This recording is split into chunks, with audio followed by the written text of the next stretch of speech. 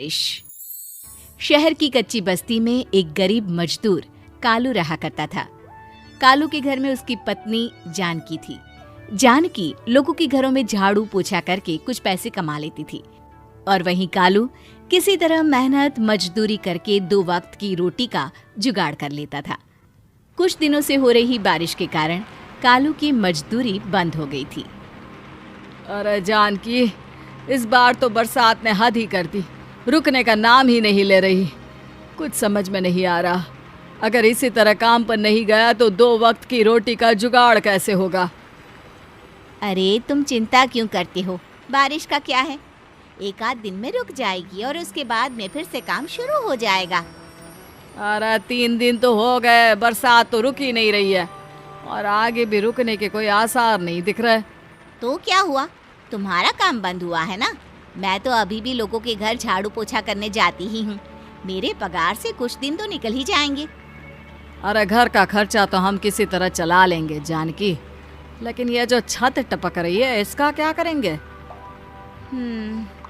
ये बात तो आपकी सही है।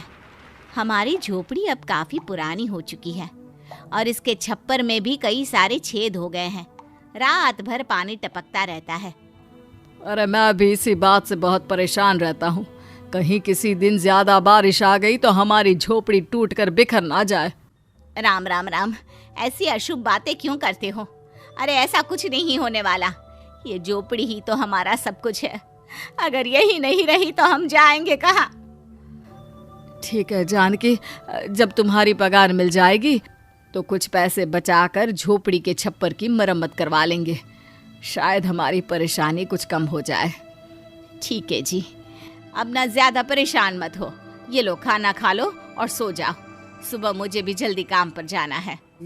जानकी और कालू अपनी झोपड़ी में सो गए। रात को अचानक से बहुत तेज बारिश शुरू हो गई। धीरे धीरे बारिश का पानी कालू की बस्ती में भरने लगा। पानी भरते भरते झोपड़ी के बाहर तक पहुंच गया था।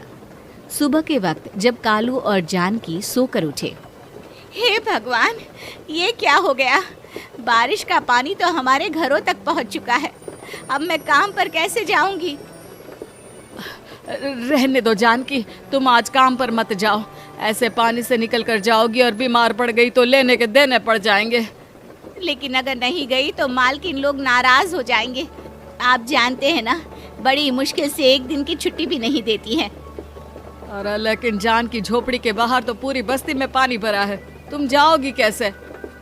जानकी जैसे तैसे करके काम पर चली जाती है, लेकिन अगले दिन फिर से बहुत ज्यादा बारिश होती है और बस्ती में ज्यादा पानी भर जाता है। आज तो मैं तुम्हें किसी भी तरह काम पर नहीं जाने दूंगा। अरे अगर तुम्हें कुछ हो गया तो क्या होगा? ठीक है, तुम ठीक ही कहते हो, आज नहीं जाती। अगर मालकिन नाराज हो गई तो मना लूंगी किसी तरह। अरे मनाने वाली क्या बात है? जब तुम बताओगी कि हमारी झोपड़ी में पानी भर गया है तो वो खुद ही समझ जाएंगे ना।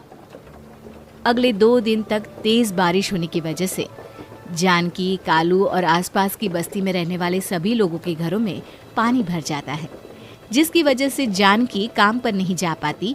और 3 दिन के बाद जैसे ही जानकी काम पर पहुंचती है, कहाँ थी तुम? पिछले 3 दिनों से काम पर क्यों नहीं आई?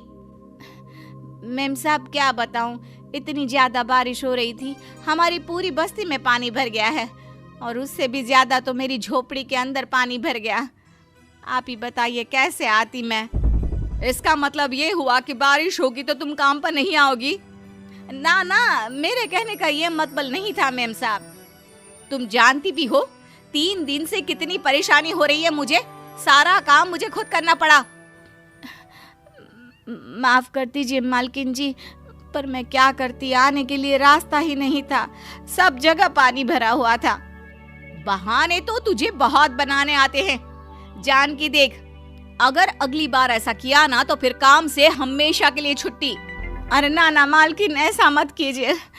बारिश की वजह से मेरे पति की मजदूरी भी छूट गई है।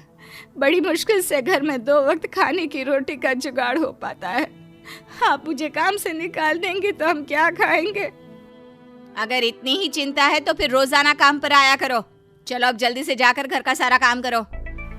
बारिश रुकने का नाम ही नहीं ले रही थी।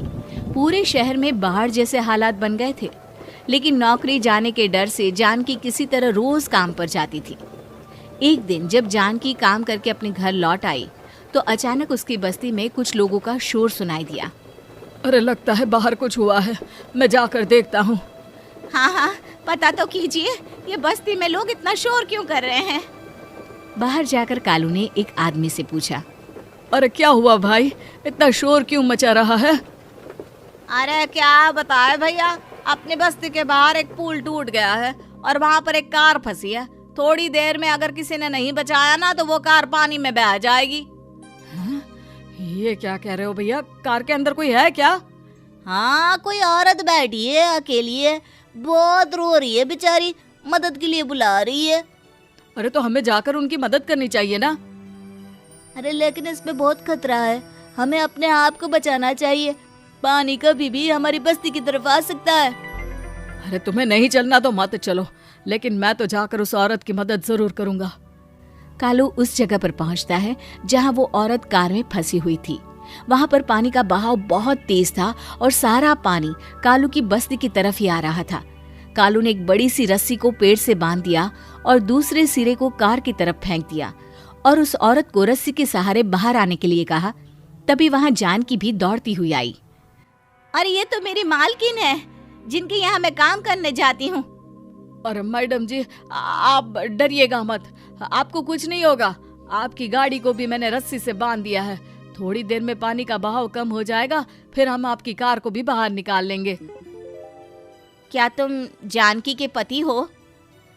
हाँ हाँ, जानकी मेरी ही पत्नी है, आपके यहाँ काम करती है ना। लेकिन मेम साहब, आप यहाँ पानी में कैसे फंस गई? अब क्या बताऊं, मैं अपनी सहेलियों के साथ पिकनिक पर गई थी, वहीं से लौट रही थी।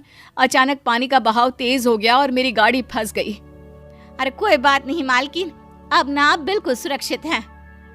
मैं तो बहुत बुरी तरह डर गई थी, कब से मदद के लिए चिल्ला रही थी, लेकिन कोई मेरी मदद के लिए नहीं आया। भला हो तुम्हारा पति का जिसने मेरी जान बचा ली। लेकिन जानकी, मैंने तुम्हारे साथ बहुत गलत व्यवहार किया।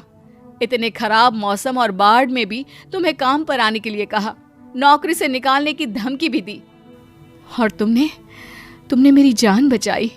मुझे माफ कर दो। अरे कोई बात नहीं मालकिन, आपकी जान बचाना तो हमारा धर्म था।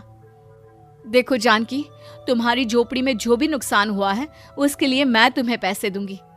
आज तुम्हारे पति ने मेरी जान बचाई है और आज के बाद मैं तुम्हें कभी भी नौकरी से निकालने की धमकी नहीं दूंगी। आज मैं तुम्हारी परेशानी को अच्छी तरह समझ चुकी हूँ। हम जैसे पैसे वाले लोगों के लिए अपने घर में बैठकर बारिश का मजा लेना बहुत आसान है, लेकिन तुम गरीब लोगों के लिए बाढ़ और बारिश काफी परेशानी खड़ी कर देते हैं। ये बात मुझे आज अच्छी तरह समझ आ गई है। आपका बहुत बहुत धन्यवाद मालकिन। तो हमें उम्मीद है कि आपको हमारी ये कहानी पसंद आई होगी। कृपया हमारे चैनल को सब्सक्राइब करें और सभी अपडेट्स के लिए बेल आइकन जरूर दबाएं। और हाँ, वीडियो लाइक और शेयर करना मत भूलिएगा। Bye bye.